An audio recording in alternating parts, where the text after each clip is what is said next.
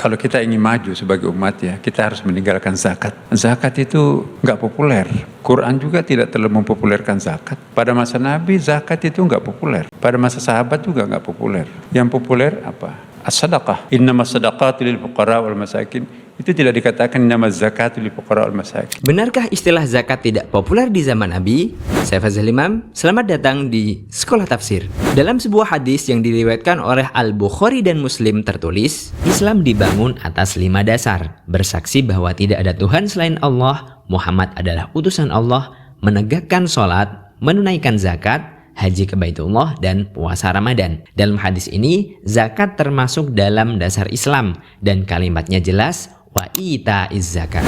Kita juga akan menemukan banyak kata zakat pada hadis-hadis Nabi yang dikumpulkan dalam bab Kitabuz Zakat.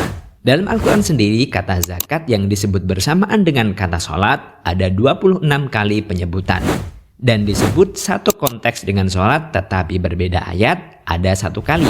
Ini belum termasuk kata zakat yang disebut terpisah dan kata zakat yang bermakna majas. Jadi, pernyataan zakat tidak populer di zaman Nabi tidak sesuai dengan realita. Lalu, pada surat At-Taubah 60, apa makna dari sodakoh?